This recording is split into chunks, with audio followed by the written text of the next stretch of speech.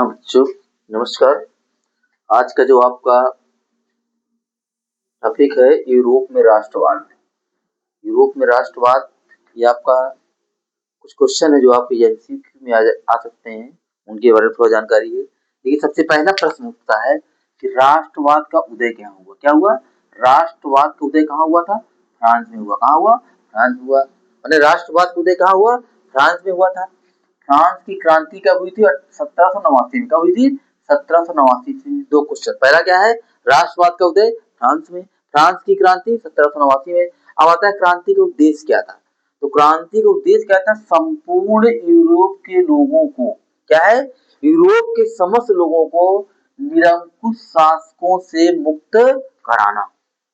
क्या उद्देश्य क्या था क्रांति का? कि यूरोप की जो जनता है उसको जो निरंकुश शासक है उनसे मुक्त कराना होगा, उनसे मुक्ति दिलाना होगा।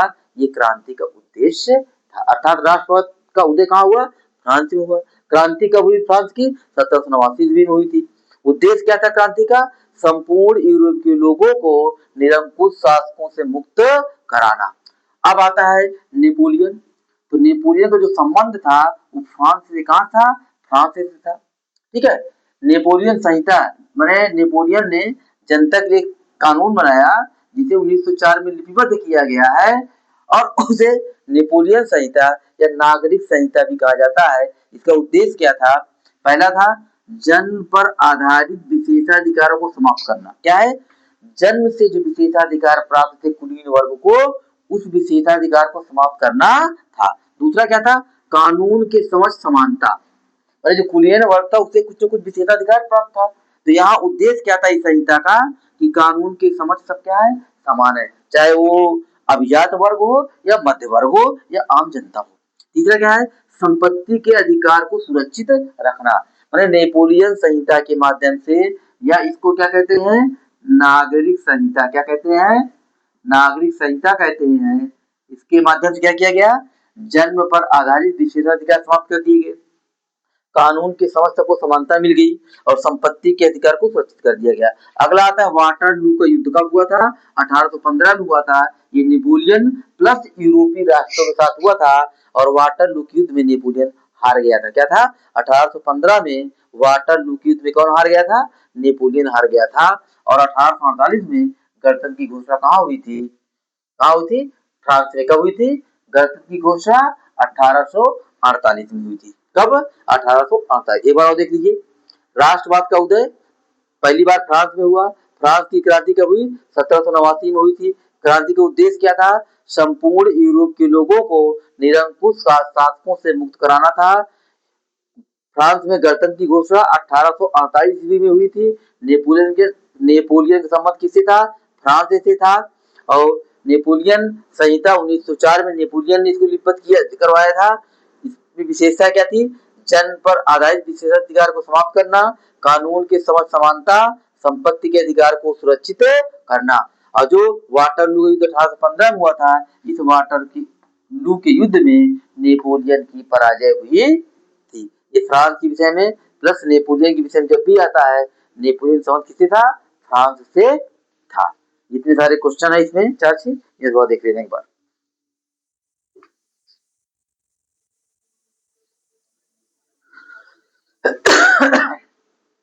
एक प्रश्न आता है कि पुनर्जागरण का उदय कहाँ हुआ था? इटली में हुआ था। क्या है? पुनर्जागरण का उदय कहाँ हुआ था? इटली में हुआ था। ठीक है। अब इटली जो है, अब इटली में मेजनी ने कौन? जो मेजनी था, मेजनी का संबंध भी किससे था? इटली से। मेजनी ने एक गुप्त संगठन की स्थापना की थी जिसका नाम था यंग यूरोप और यंग इटली। कहने मतलब जहां पर आता है यंग यूरोप क्या है? एक गुप्त संगठन है। यंग इटली क्या है? एक गुप्त संगठन है। संस्थापक कौन है? मेजनी, या जिसको मेसिनी के नाम से भी जाना जाता है। अर्थात पुनर्जागरण का उदय इटली में, मेजनी का संबंध इटली से। मेजनी ने क्या किया? मेजनी ने इटली के एकीकरण में इसका भी महत्वपूर्ण योगदान था। इसने यंग यूरोप और यंग इटली नामक एक गुप्त संगठन की स्थापना की। अगला आता है जर्मनी का एकीकरण। बिस्मार्क। कौन? बिस्मार्क। या प्रश्न आ जाए कि बिस्मार्क का संबंध किससे था? तो जर्मनी से था। इटली का एकीकरण कौन था? गैरीबाल्दी। कौन? गैरीबाल्दी। गैरीबाल्दी संबंध किससे था? इटली से था। अगला प्रश्न आता है उदारवाद क्या है, या उदारवाद से मतलब क्या है? तो व्यक्ति को स्वतंत्रता तथा कानून के समक्ष समानता प्रदान करना। उदारवाद का मतलब क्या है कि व्यक्ति को स्वतंत्रता प्राप्त हो प्लस कानून के समक्ष समानता प्राप्त हो, इसे हम क्या कहते हैं, उदारवाद। माने उदारवाद एक ऐसी व्यवस्था है जहां पर लोगों को क्या हो, स्वतंत्रता मिली हो प्लस कानून की समझ जहां पर सब समान हो। अगला है निरंकुशवाद क्या है या निरंकुशवाद से क्या तात्पर्य है। तो एक ऐसी शासन व्यवस्था है जिसमें सत्ता पर किसी का अंकुश नहीं होता है। माने वह शासन व्यवस्था जिसमें सत्ता पर किसी का अंकुश नहीं होता उसे हम निरंकुशवाद कहते हैं। क्या कहते हैं, निरंकुशवाद कहते हैं।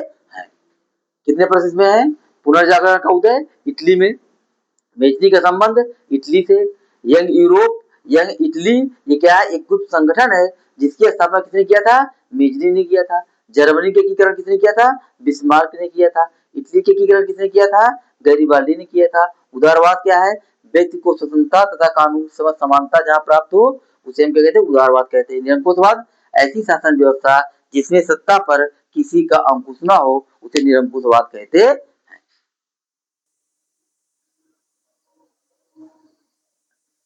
देखिए इटली का जो एकीकरण हुआ था उसमें मेजनी का, गैरिबाल्डी का, काबूर का और विक्टर इमानुएल चारों का बहुत बड़ा योगदान था।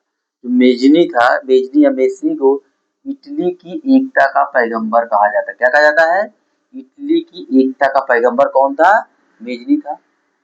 इटली की सेना का संगठन करता कौन कहा जाता था, गैरिबाल्डी को कहते हैं सेना का संगठन करता कहा जाता था। काबूल जो था, काबूल को इटली का कुशल राजनीतिक कहा जाता था। क्या कहा जाता था, काबूल को इटली का कुशल राजनीतिक। विक्टर इमैनुअल को इटली का भाग विधाता क्या कहते थे, इटली का भाग विधाता कहा जाता था। एक बार देखिए, इटली के एकीकरण में Mazzini, Garibaldi, Cavour, Victor Emmanuel चारों का बहुत बड़ा योगदान था। मेजनी को इटली की एकता का पैगंबर कहा जाता था। गैरिबाल्डी को इटली की सेना का संगठनकर्ता कहा जाता था। काबूल को इटली का कुशल राजनीतिक कहा जाता था। विक्टर इमैनुअल को इटली का भाग विधाता कहा जाता था। और यूनान को, किसको, यूनान को स्वतंत्र राष्ट्र की मान्यता कब मिली, 1832 में। कब, जब कुस्तुनतुनिया की संधि, माने कुस्तुनतुनिया की संधि के द्वारा ही यूनान को स्वतंत्र राष्ट्र की मान्यता मिली। वियना की संधि कब हुई थी, 1815 में। कब, जब वाटरलू के युद्ध में। कब, वाटरलू के युद्ध में नेपोलियन हार जाता है। उसके बाद जो यूरोपीय राष्ट्र थे, कौन से, यूरोपीय जो राष्ट्र थे, उन्होंने क्या किया था, वियना की संधि, क्या, वियना की संधि। एक प्रश्न आता है कि जब फ्रांस चीखता है, माने जब फ्रांस चीखता है तो बाकी यूरोप के को, माने यूरोप के और देशों क्या हो जाता है, सर्दी और जुकाम हो जाता है। ये कथन किस तरह है, तो मैटरनिक, माने मैटरनिक ने क्या कहा था, जब फ्रांस चीखता है तो सर्दी जुकाम किसको होता है, यूरोप के बाकी देशों को हो जाता है। किसने कहा था, मैटरनिक ने कहा था।